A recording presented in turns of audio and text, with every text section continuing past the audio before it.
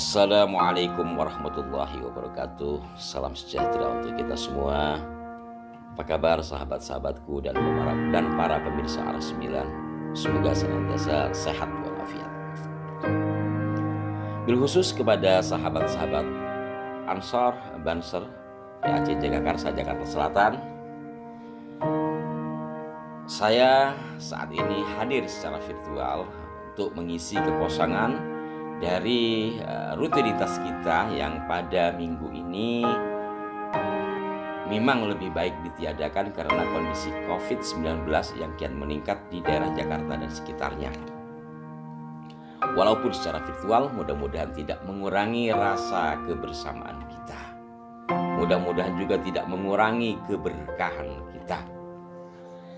Sahabat-sahabatku sekalian, ketidakadaan kegiatan dalam minggu ini yang biasanya kita rutin gelar 2 minggu sekali karena ilat, karena sesuatu yang tidak mungkin kita terabas, sebab ini semua demi kemaslahatan bersama. Dan tentu saja ini bukan mengurangi keistiqomahan.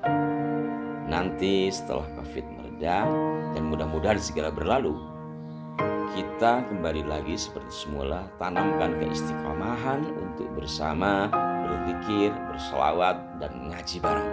Karena tempat seperti itu oleh Rasulullah SAW diibaratkan sebagai taman surga, seperti yang telah saya sampaikan sebelumnya.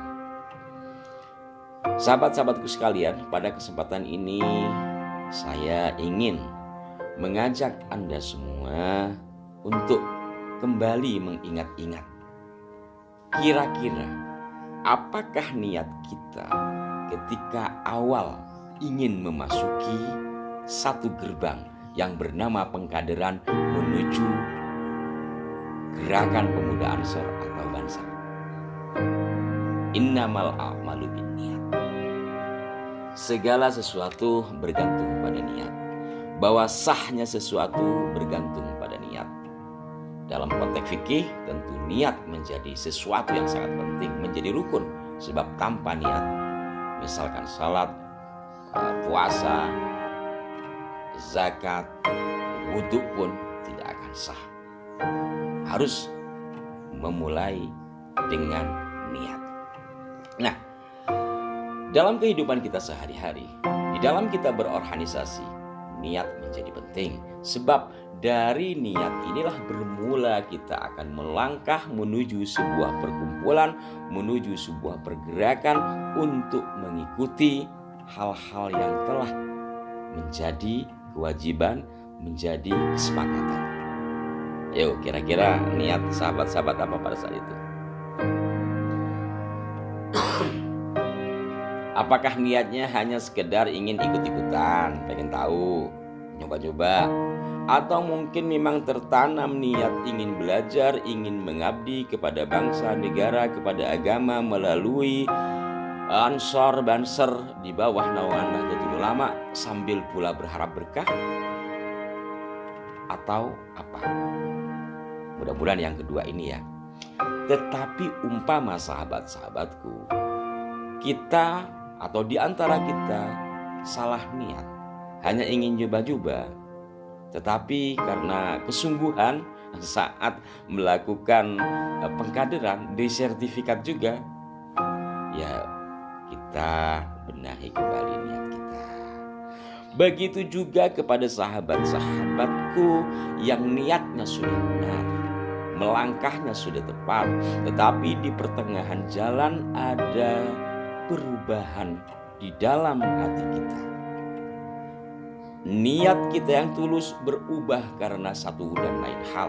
Mungkin karena ingin itu, mungkin karena ini, dan sebagainya. Ayo kita bareng-bareng rubah niat kita, luruskan niat kita. Mudah-mudahan kita bisa membersihkan hati kita dari hal-hal yang tidak semestinya.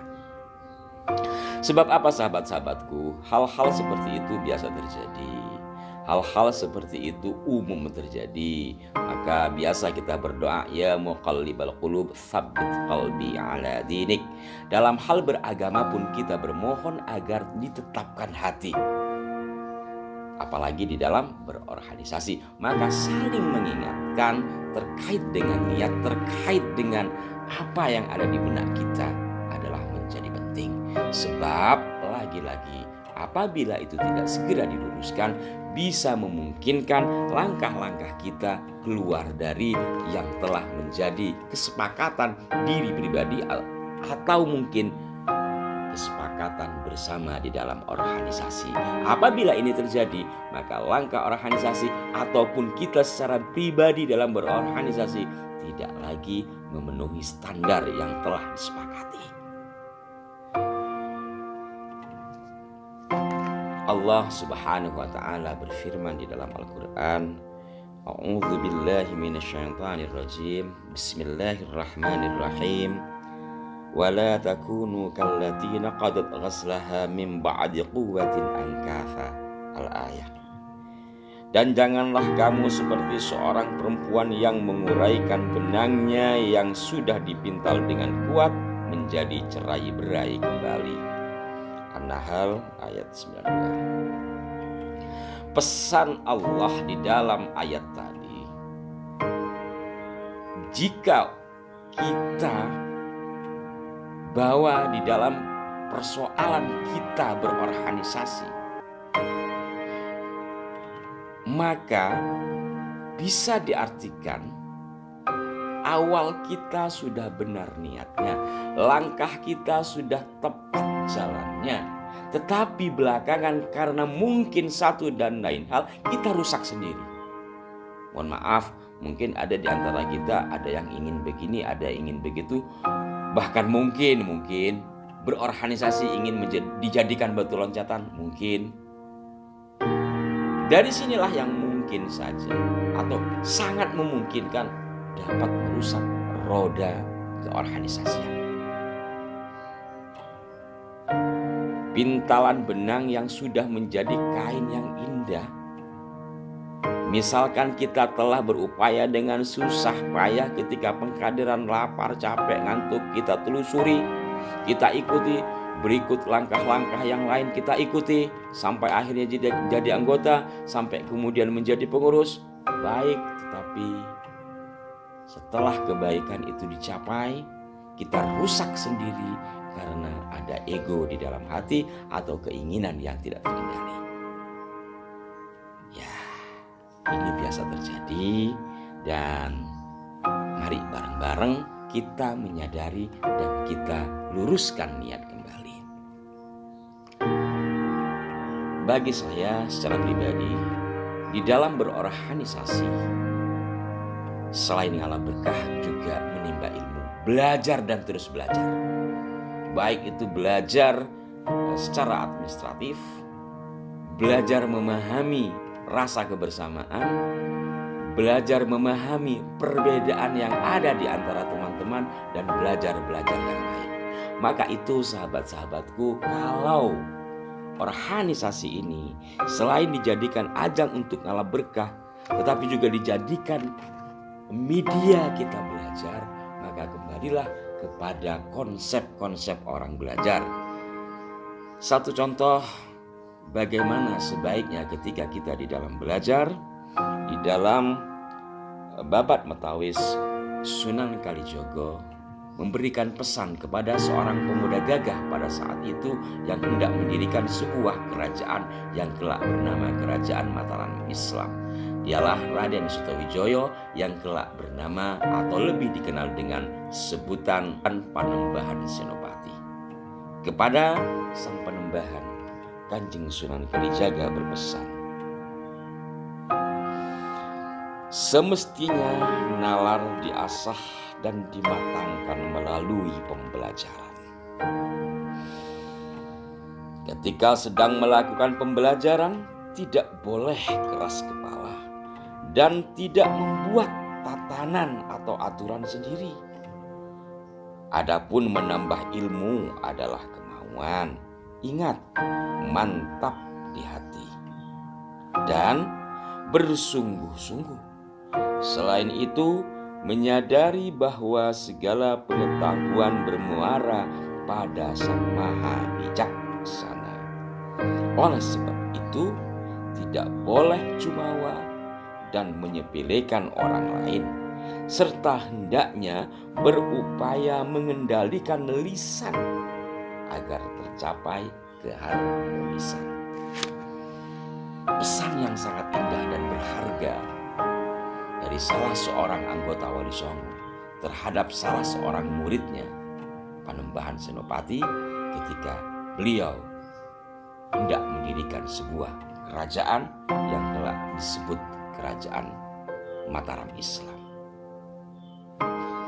Pesan ini apabila kita diterapkan di dalam organisasi, di dalam berorganisasi ataupun di dalam kehidupan sehari-hari, tentu sangat berharga. Mudah-mudahan dengan cara-cara seperti ini kita bisa merealisasikan apa yang menjadi tujuan kita di dalam berorganisasi, yang menjadi simbol-simbol di lambang-lambang Nahdlatul Ulama. Misalkan wa'tasimu bihablillahi jami'a wa la tafarraqu. Sahabat-sahabatku, apa yang saya sampaikan ini bukan untuk menggurui, sekedar ingin berbagi kebersamaan, sekedar ingin menyapa dengan virtual atau secara virtual. Mudah-mudahan ada manfaat yang bisa kita raih.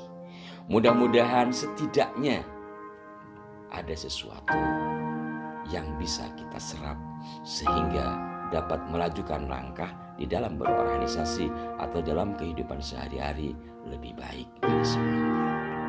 Mohon maaf apabila ada hal-hal yang kurang berkenan. Mudah-mudahan di lain kesempatan bisa berjumpa secara langsung dan dalam kondisi yang lebih indah. Wallahul muwaffiq ila aqwamit thoriq. Wassalamualaikum warahmatullahi wabarakatuh. Sampai jumpa.